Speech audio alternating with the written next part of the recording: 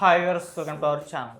Sonia Bigg Boss నుండి elimination కాకుండా ఉండడానికి ఆర్జీవి గారు కొన్ని కోట్లు ఖర్చు పెడుతున్నారు అన్న ఒక న్యూస్ వైరల్ అవుతుంది. మరి వైరల్ అవుతున్న వార్తల గురించి డిస్కస్ చేయడానికి ప్రజెంట్ మనతో పాటు జర్నలిస్ట్ చరణ్ పరిమి గారు ఉన్నారు. వారితో ఒకసారి మాట్లాడదాం.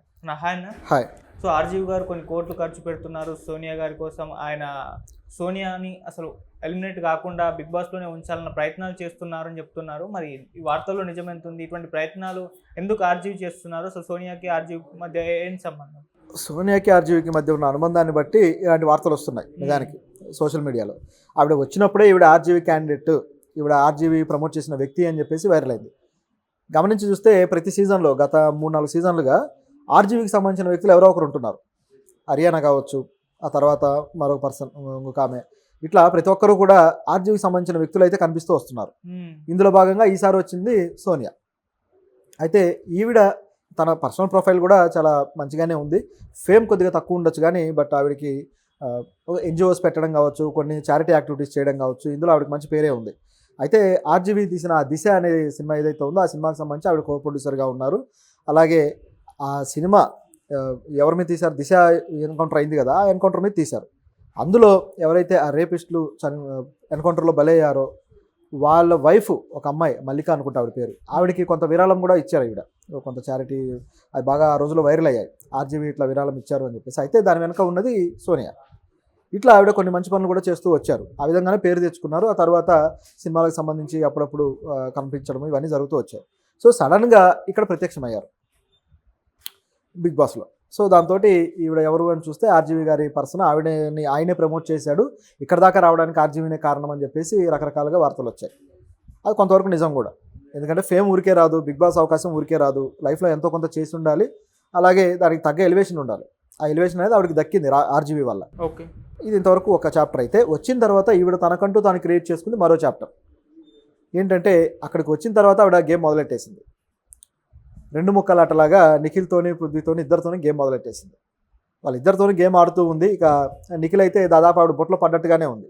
చూస్తూ ఉంటే అతని ఆలోచనలు కూడా మర్చిపోయి ఆవిడ చెప్పినట్టుగా ఆడే పరిస్థితి వచ్చినట్టు కనిపిస్తుంది. అతని ఫ్యాన్స్ కూడా ఆవిడ మీద ఫైర్ అవుతున్నారు.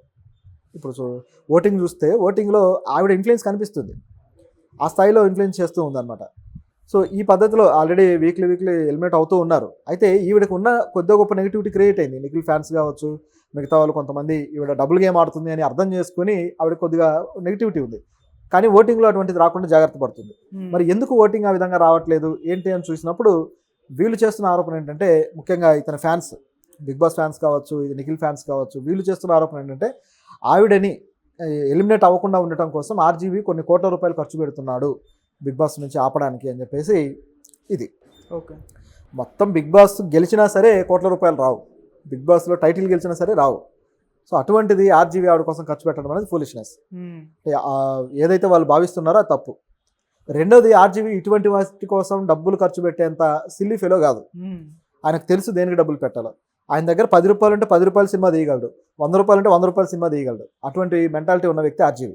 సో ఆయన డబ్బుల్ని ఈ విధంగా వేసే టైప్ అయితే కాదు. రెండోది, అలా ఎలిమినేట్ కాకుండా ఆపినంత మాత్రం టైటిల్ వస్తుందని లేదు. మహా అయితే ఫైనల్ దాకా వెళ్తారేమో, టైటిల్ రాకపోతే ఏం చేస్తారు, మరి డబ్బుల పరిస్థితి ఏంటి? సో ఇదంతా కూడా ఏదో పిచ్చి లాజిక్ కోసం తీసింది తప్పితే అంతకు మించి మరొకటి కాదు. కొన్ని టైటిలే డబ్బులు ఇచ్చి కొనేస్తారా? అవకాశం బిగ్ బాస్ ఏమి ఇవ్వట్లేదు కదా. బిగ్ బాసే ఎదురుగా డబ్బులు ఇచ్చి వాళ్ళతో అగ్రిమెంట్లు చేసుకొని తీసుకుంటున్నారు బిగ్ బాస్లోకి. సో అందులో ఉన్నందుకు ప్రతి ఒక్కరికి కూడా సర్టన్ అమౌంట్ ఉంటుంది, వాళ్ళ ఇమేజ్ని బట్టి, వాళ్ళకు ఉండే ఇదిని బట్టి. కాబట్టి ఈ వ్యాఖ్య ఏదైతే ఉందో ఇది రూమర్ లాగానే చూడాలి తప్ప మరొకటి కాదు. మరి సోనియా గేమ్ ఎంతవరకు సరైంది అంటే, ఆవిడ గేమ్ ఆవిడ ఆడుతుంది, అక్కడికి వచ్చిందే గెలవడం కోసం. గెలవడానికి ఎన్ని రకాల స్ట్రాటజీలు అయినా ఫాలో అవుతారు. దీంట్లో నెగిటివిటీ వచ్చిందా పాజిటివ్ వచ్చిందా అనేది కూడా సంబంధం లేదు. ఎందుకంటే వీళ్ళు వేసే ఓట్ల ద్వారానే వాళ్ళు గెలుస్తారనుకోవడం భ్రమ. అక్కడ గేమ్ ఎంత బాగా ఆడారనేది మాత్రం ఇక్కడ పాయింట్. సో అలా బాగా ఆడి వాళ్ళ తెలివితేటలు చూపించి మార్కులు గెలుచుకుంటే ఇంటర్నల్గా వాళ్ళకి వచ్చే మార్కులు వాళ్ళకి వస్తాయి. ఇప్పుడు అతని ఆలోచనలని కూడా ఇన్ఫ్లుయెన్స్ చేయగలిగేంత చూపిస్తుందంటే అది కూడా గేమ్లో పార్టే. కాబట్టి అందుకు కూడా ఆవిడకి మార్కులు వస్తాయి. సో ఇది మనం ఆలోచించాల్సింది. కాబట్టి దాన్ని గేమ్ లాగా చూడాలి తప్పితే వీళ్ళు ఆవిడేదో తప్పు చేసింది, ఆవిడ వెళ్ళిపోవాలి అన్నట్లుగా చూడడం అనేది సరైంది కాదు. కాకపోతే ఒకటి మాత్రం ఇందులో కొద్దిగా అందరూ కాస్త ప్రశ్నిస్తున్న విషయం ఏంటంటే, హౌస్లో జరుగుతున్న ఈ కొద్దిగా ఈ రొమాంటిక్ యాంగిల్స్ ఏవైతే ఉన్నాయో వీటిని ప్రశ్నిస్తున్నారు. ఎందుకంటే ఆవిడ ఇద్దరితోటి ఇంకా చెప్పాలంటే అడిగిన వాళ్ళకి హగ్గులు ఇచ్చుకుంటూ ఒక రకంగా వెళ్ళడం అనేది చాలా మందికి నచ్చట్లేదు. కొన్ని క్యాజువల్ ఫ్రెండ్షిప్స్ ఉంటాయి, అవేం తప్పు పట్టడానికి లేదు. కానీ అక్కడ ఆవిడ గేమ్ చూసిన వాళ్ళకి మాత్రం ఆ పద్ధతి లేదా ఆవిడ ఏంటి ఇలా ఉంది అనే క్వశ్చన్ అయితే వస్తుందన్నమాట. దీని విషయంలో ఆవిడ కొన్ని విమర్శలు అయితే ఎదుర్కొంటుంది. సో ఇంతకు మించి మరొకటి ఏం కాదు. బట్ ఆవిడ గేమ్ విషయంలో మాత్రం కొంచెం కాన్ఫిడెంట్గానే వెళ్తున్నారు. సో దాంట్లో ఎటువంటి డోకా అయితే లేదు. టాప్ 5లో ఉండే ఛాన్స్ ఉందా అన్న? ఉండే ఛాన్స్ లాగానే కనపడుతుంది చూస్తుంటే. ప్రతి వీక్ కూడా ఆవిడ ఎలిమినేషన్లోకి వస్తుందేమో అని అంటున్నారు, ఆ వాదనలు వస్తున్నాయి కానీ రావట్లేదు, తప్పించుకుంటుంది. కాబట్టి చూడాలి, ఇంకా ఉందిగా, చాలా వీక్స్ ఉంది, ఇంకా చూస్తే తప్ప అర్థం కాదు. నిజం చెప్పాలంటే మిగతా వాళ్ళు ఆవిడ స్ట్రాటజీ అర్థం చేసుకోలేదా లేకపోతే అర్థం చేసుకున్నా నటిస్తున్నారా తెలియట్లా. ఒకవేళ అర్థం చేసుకుంటే సినారియో మారిపోవచ్చు. సో వాళ్ళు అర్థం చేసుకునేంత వరకు వెయిట్ చేయాలి. అలాగే మనం బిగ్ బాస్ మీద మామూలుగా సీజన్ స్టార్ట్ అయినప్పటి నుంచి కూడా ఎవరో ఒకరు విమర్శ చేయడం, ఒక వివాదం నడవడం చూస్తున్నాం. ఈ టైం కూడా అలాంటి వివాదాలే వస్తున్నాయి. అసలు బిగ్ బాస్ని బ్యాన్ చేయాలన్న ప్రతిపాదన కూడా ఎంతోమంది తీసుకొచ్చేస్తారు. మరి ఈ వివాదాలపైన, ఇటువంటి విమర్శలపైన మీ ఒపీనియన్ ఏంటన్నా? వివాదాలు అన్నిటి మీద ఉంటాయి. ఏదైనా సరే ఇటువంటిది ఒక కొద్దిగా కాంట్రవర్సీగా ఉన్న ప్రతి దాని మీద వివాదం ఉంటుంది. ఏదో ఒక సెక్టార్కి అది నచ్చదు, ఆ సెక్టార్ రియాక్ట్ అవుతుంది. వాళ్ళు రియాక్ట్ అయ్యారు కాబట్టి తీసేయాలి అంటే అసలు హిందీ బిగ్ బాస్ ఇంతకాలం ఉండదు. దాని మీద కూడా విమర్శలు ఉన్నాయి. ఇంకా చెప్పాలంటే తెలుగు దానికన్నా అక్కడ ఇంకా ఎక్కువ విమర్శలు ఉన్నాయి. ఇట్లా ప్రతి సెక్టార్ మీద ఉంటాయి. అలాగని తీసేసుకుంటూ పోతే ఇంకేం మిగలదు. కాబట్టి అది కమర్షియల్ ప్రోగ్రామ్, దాన్ని అంతవరకే చూడాలి.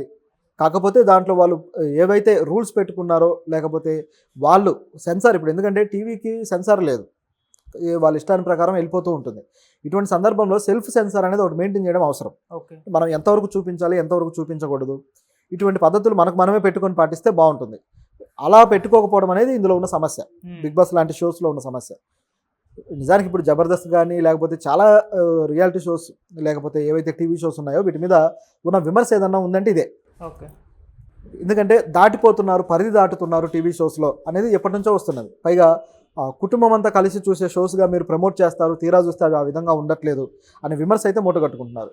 దీని విషయంలో నైతికంగా వాళ్ళని వాళ్ళు ప్రశ్నించుకోవాల్సిన అవసరం అయితే ఉంది. కాకపోతే బిగ్ బాస్ అనేది ఆ షో స్టైలే అది. ఆ షో అనేది అందులో రొమాన్స్ ఉంటుంది, అన్నీ ఉంటాయి, వ్యక్తిగత విషయాలు ఉంటాయి, కక్షలు కార్పణ్యాలు అన్నీ దాంట్లో ఉంటాయి. లైఫ్ అనే దానికి అది ఒక మినియేచర్ చెప్పాలంటే. సో అటువంటి షోకి సంబంధించి విమర్శలు అనేవి చాలా కామన్. అది పట్టించుకోవాల్సిన అవసరం లేదు. కానీ కాస్త నైతికమైన పద్ధతులు కొంచెం పాటిస్తే బాగుంటుంది అనేది మొదటి నుంచి ఉంది, అది ఉండాలి కూడా. అలా బిగ్ బాస్ టీఆర్పీ కూడా వారం వారం తగ్గిపోతుంది ఈ సీజన్ అంటున్నారు. లాస్ట్ వీక్ కూడా అసలు పెద్దగా టీఆర్పీ రాలేదు అని అంటున్నారు. మరి ఎందుకు, ఏం జరిగిందని అనుకోవచ్చు? బిగ్ బాస్కి చాలా సీజన్లలో, గత సీజన్లు అన్నింటిలో పోలిస్తే లాస్ట్ వీక్ వచ్చిన రేటింగ్ అనేది చాలా తక్కువ. ఇంత తక్కువ రావడం బిగ్ బాస్ కూడా షాకే. ఎందుకంటే ఎందుకు ఇంత తక్కువ వచ్చింది అని చెప్పి. బహుశా జనాలకి బిగ్ బాస్ మీద ఇంట్రెస్ట్ తగ్గిపోతుందా, లేకపోతే ఇంకేమైనా డీవియేషన్ ఉందా? అప్పుడప్పుడు ఒక వీక్ తగ్గిపోవడం అనేది కామన్, ప్రతి సీజన్లో జరుగుతుంటుంది. 1-2 వీక్స్ సడన్గా పడిపోతుంది, తర్వాత మళ్ళీ సడన్గా పికప్ అవుతుంది. ఆ డ్రామా ఎన్హాన్స్ చేసే దాన్ని బట్టి ఆ మార్పులు ఉంటాయి. సో ఏదైనా వీక్ డ్రామా సరిగా లేదు, బిగ్ బాస్ కూర్చునేదే డ్రామా కోసం, అందులో ఏం జరుగుతుందని కూర్చుంటారు. అది ఇంట్రెస్టింగ్గా లేనప్పుడు ఆటోమేటిక్గా పడిపోతాయి. ఇదే జరిగింది ఇందులో. దీంతో పాటు లాస్ట్ వీక్ నుంచి కూడా ఈ తిరుపతి లడ్డు వివాదం అనేది భారీ స్థాయిలో వెళ్తుంది.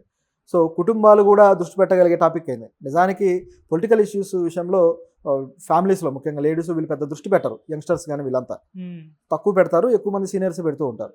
అయితే ఈ లడ్డు విషయం వచ్చేసరికి ఎక్కువగా అందరూ అన్ని వర్గాల వాళ్ళు పెట్టాల్సి వచ్చింది. ఎందుకంటే భక్తులు అన్ని వర్గాల వాళ్ళు ఉంటారు, ఆ ప్రసాదం అందరూ తినుంటారు కాబట్టి మనం ఏమన్నా తిన్నామా అనే డౌట్లోకి వెళ్ళిపోయి ఉంటారు చాలామంది. సో దీంట్లో ఎక్కువగా ఆ న్యూస్లు ఫాలో అవ్వడము, యూట్యూబ్లో కావచ్చు లేకపోతే బయట మెయిన్ స్ట్రీమ్ మీడియాలో కావచ్చు, అదే ఫాలో అవుతూ వస్తున్నారు. సో దీనివల్ల బిగ్ బాస్ను కొద్దిగా ఆ వీక్ ఏమైనా లైట్ తీసుకున్నారేమో అనిపిస్తుంది. దానివల్ల తగ్గి ఉండొచ్చు. ఆ గొడవ అనేది భారీ స్థాయిలో ఉంది కదా, దానివల్ల. Thank you so much. Thank you.